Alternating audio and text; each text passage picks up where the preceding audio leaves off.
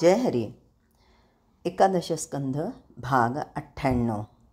6व्या अध्यायामध्ये नाथ महाराज म्हणतात की श्रीकृष्ण हा साक्षात परमात्मा आहे असं 5व्या अध्यायाच्या शेवटी नारदांनी वसुदेवांना सांगितलं.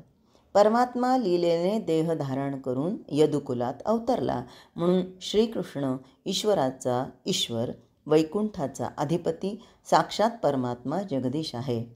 त्या कृष्णाची मनोहर मूर्ती पाहण्याकरता स्वर्गातील सगळे देव द्वारकेला आले. इतकंच नाही तर सकल काम पूर्ण झालेले आणि आत्मस्वरूपी रममाण झालेले निष्काम सनकादिकही, म्हणजे कोण? सनक, सनंदन, सनातन, सनतकुमार, तेही इथे आले. सगळ्यांनी मिळून अनेक प्रकारे श्रीकृष्णाची स्तुती केली. भक्तिभावानं ज्याचं नाव घेतलं असता सगळी पापं जळून जातात आणि जो जगाच्या विश्रांतीचं स्थान आहे तो पुरुषोत्तम श्रीकृष्ण सगळ्यांनी पाहिला आणि त्याला पाहून सगळ्यांच्या डोळ्याचं समाधान झालं. कृष्णाच्या सौंदर्याची शोभा काही विलक्षण. उपनिषदात वर्णन केलेले आकार घेऊन सगुण रूपाला आल्यानं ते सरळपणानं भरलेले होते. श्रीकृष्णाला पाहून त्यांच्या डोळ्यांची तृप्ती होईना, कारण ते पूर्ण पुरुषाला पाहत होते. वेदांच्या विचारांना न कळणारा आणि योग्यांच्या ध्यानात न येणारा श्रीकृष्ण ज्यांनी प्रत्यक्ष पाहिला ते खरोखर मोठे भाग्यवान समजावेत. आणि मग देवांना अनावर झालं आणि त्यांनी भगवंताची स्तुती केली. काया वाचा मने करून विवेकयुक्त प्राणधारणा धरून सच्चिदानंद श्रीकृष्णाच्या चरणांना वंदन करतात. आणि साक्षात देवसुद्धा काय म्हणतात बघा, विषय वासना सोडून इंद्रिये शांत व्हावीत ह्यासाठी 10ही इंद्रियांना त्याच्याकडेच लावून त्याला मनापासून नमन असो. देहसुखाविषयी उदास बनून आणि संसाराची आस सांडून तपस्वी लोक कर्मपाश तोडण्यासाठी ज्याच्या चरणांचं चिरंतन म्हणजे अगदी सातत्याने निरंतर चिंतन करतात.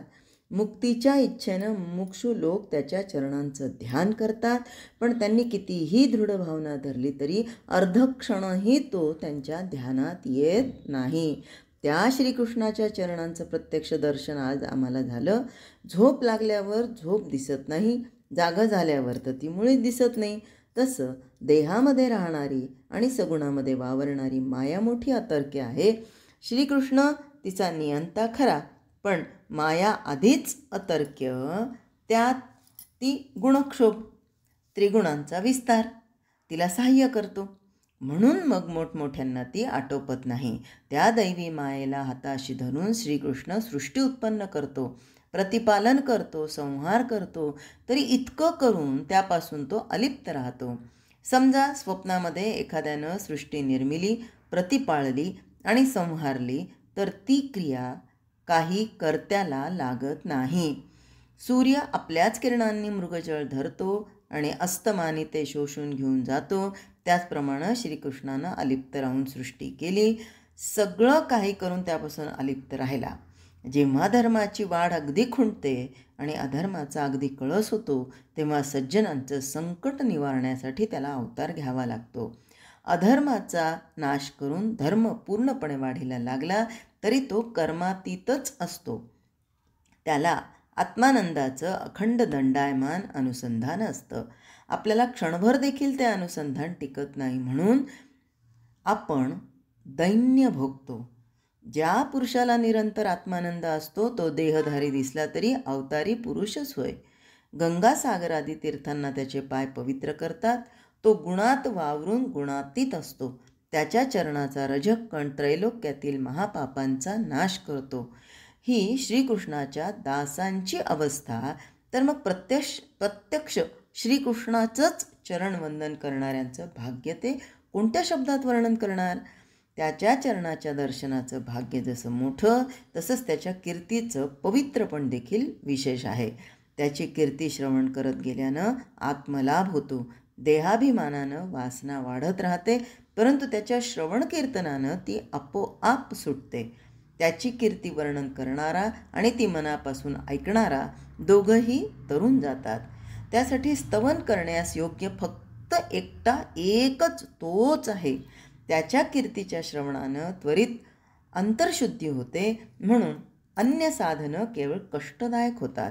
त्याच्या लीलाश्रवणाची उत्कंठा अंतःकरणातील पापांचा मळ धुवून काढते आणि वृत्ती निर्मळ करते. त्याच्या कीर्तिश्रवणी उदास होऊन जे तपस्वी तप करू लागले त्यांची बुद्धी नीरस आणि कर्कश बनली. आता यामध्ये विचार करण्यासारखं आहे की जे कोणी तप करतायत पण ते तप करताना भगवंताची कीर्ती श्रवण करत नाहीत, मग त्यामुळे काय होतं, त्यांची बुद्धी ही अशी कर्कश बनते किंवा त्यामध्ये काही असा रस राहत नाही. मंत्रविद्येमध्ये मंत्र म्हणताना अशुद्ध उच्चार झाला तर पुण्य न लागता भयंकर पाप मात्र लागतं. शास्त्रांचं अध्ययन केलं तर चौपट गर्व मात्र चढतो. तो ज्ञातेपणाचा अभिमान मोठमोठ्यांना सुटत नाही. वेदाध्ययन करताना एखादा स्वरोच्चार चुकला तर वृत्रासुराप्रमाणे मरण तेवढं ओढवतं. आता एखाद्याला प्रश्न पडेल की हे नेमकं काय आहे, तर भागवतामध्ये असं सांगतात की इंद्रानं गुरूंचा अपमान केला म्हणूनच त्याची संपत्ती, सत्ता, ऐश्वर्य गेलं आणि त्याचा फायदा असुरांनी घेतला. दैत्यांनी स्वर्ग जिंकला, मग देव वेश पालटून बाहेर पडले, कडे कपेरेतून असे लपून बसले.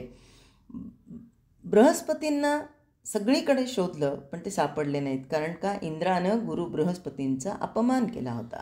म्हणून सगळे देव ब्रह्मदेवांकडे गेले आणि म्हणाले, तुम्ही गुरूंचा अनादर केलात हे चांगलं केलं नाही, गुरूंचा तिरस्कार हे अधोगतीचं लक्षण आहे. हे कोणी सांगितलं कुणाला? देवांना ब्रह्मदेवांनी सांगितलं की तुम्ही गुरूंचा अनादर केला ते चांगलं केलं नाही. आता काय म्हणतात की असुरांनी त्यांचे गुरु शुक्राचार्य यांची भक्तिपूर्वक सेवा केली म्हणून ते समृद्ध झाले आहेत, बलवान झाले आहेत. आता देवांनो, तुम्ही तपस्वी आत्मज्ञान संपन्न असा जो त्वष्टाचा पुत्र आहे विश्वरूप, त्याच्याकडे जा, त्याचा सत्कार करून त्याला गुरु करून, म्हणजे त्याला काय म्हणा, तुम्ही आमचा गुरु व्हा, तुम्ही आमचा गुरु व्हा असं म्हणून गुरु करून घ्या. तो तुमची इच्छा पूर्ण करेल. तो मोठा ज्ञानी, तपस्वी आणि योगी आहे. फक्त तो कसा वागतो ते मनात न आणता आपलं काम करून घ्यायचं, कारण तो असुरांचा पक्षपाती आहे, लक्षात घ्या. तो देव आणि दानव यांना समान मानणार आहे, कारण त्याचं मातृकुल असुरांचं आहे. ठीक आहे असं म्हणून सगळे देव विश्वरूपाकडे आले. त्यांनी आपले गुरु होण्याची विनंती केली. विश्वरूप इंद्राला म्हणाला, पौरोहित्य करणं किंवा कुणाचा उपाध्याय होणं हे मला पसंत नाही, कारण त्यामुळं आपल्या तपश्चर्येचं तेज कमी होतं आणि यजमानाच्या पातकांचं संक्रमण आमच्यात होतं.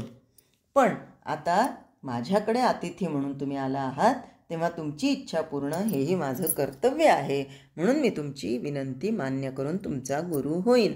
बघा, याचं मातृकुल हे असुरांचं होतं, तरीही याला पितृकुलातल्या या भावना मिळालेल्या होत्या, म्हणून त्यांनी आता मार्गदर्शन करायला सुरुवात केली.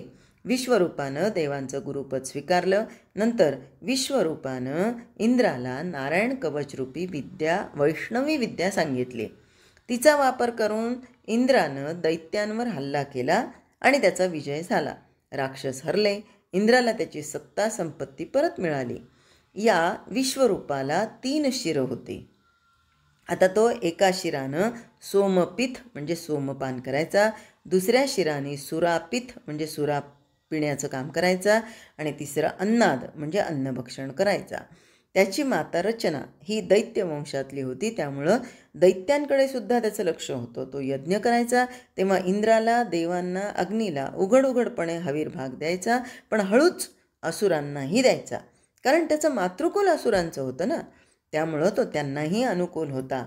त्याचं हे कपट इंद्राच्या लक्षात आलं. हा आमचा गुरु असून असुरांची ताकद वाढवतोय, म्हणजे हे असुर केव्हाही स्वर्गावर राज्य करतील, आपल्याला ही धोक्याची सूचना ब्रह्मदेवांनी दिली होतीच. म्हणून भीतीनं इंद्रानं त्याची 3ही शिरं कापून टाकली, म्हणजे गुरूंची हत्या केली. गुरूची हत्या म्हणजे ब्रह्महत्या. हे पाप इंद्राच्या माथी बसलं आणि हे गुरुहत्येचं पाप त्यांनी 4 भागात वाटून टाकलं. पृथ्वी, पाणी, वृक्ष आणि स्त्रिया, आणि त्याबरोबर त्यांना वरदानही दिलं की पृथ्वी ते पाप ओसाड जमिनीच्या रूपानं दिसून येतं आणि त्या वाटून घेतलेल्या पापाच्या बदल्यात पृथ्वीला वर मिळाला. जिथे कुठे खड्डे पडेल तो योग्य वेळी आपोआप भरला जाईल. दुसरं पाप पाण्याला वाटलं. पाणी फेस आणि बुडबुडे या रूपानं दिसून येतं. या बदल्यात झऱ्यांच्या रूपानं जलाची आपोआप वाढ होते. तिसरं पाप वृक्ष, झाड कापला असता चीक दिसतो, तो पाप रूपानं दिसतो, पण त्याला नवीन फांद्या फुटून तो पूर्ववत परत फलित होतो. आणि चौथं स्त्रिया, यांना वाटला स्त्रिया रजस्वला या रूपात ते पाप दिसून येतं, पण पतीच्या सहवासानं मातृत्वाची प्राप्ती होते. हे आपण का पाहतोय तर थोडा जरी मंत्रविद्येमध्ये बदल झाला, शब्द बदलले की त्याचा फार मोठा परिणाम होतो. वेदाध्ययन करताना एखादा स्वरोच्चार चुकला तर वृत्रासुराप्रमाणे मरण ओढवतो. त्यासाठी आता आपला मुलगा विश्वरूप याचा इंद्राकडून वध झाला हे ऐकून त्वष्टाला राग आला आणि इंद्राला शत्रू उत्पन्न करण्यासाठी त्यानं दक्षिणाग्नीमध्ये हवन केलं. इंद्राचा नाश व्हावा म्हणून त्यानं मंत्र म्हणला, पण घाईघाईमध्ये तो म्हणून गेला, इंद्र शत्रो विवर्धस्व माचिरम जही विदिश्वम. म्हणताना चूक झाली होती, त्यामुळे इंद्राचा वध होण्याच्यासाठी मंत्राचा अर्थ बदलला. इंद्र शत्रूचा वध व्हावा असा अर्थ झाला, त्यामुळं इंद्राचा विजय झाला आणि त्वष्टा पुत्र वृत्रासुराचा वध इंद्राकडून झाला. आणि म्हणून मंत्र जे आहेत ते मोठ्यांकडून समजून घ्यावे, उच्चार व्यवस्थित करावा, नाहीतर वेदाध्ययन करताना एखादा स्वरोच्चार चुकला तर असा वृत्रासुराप्रमाणे मरण तेवढं ओढवतं. म्हणून मंत्र व्यवस्थित जपावा, म्हणावा, त्याचं ध्यान करावं. आजच्या भागात इथेच थांबूया. जय हरी.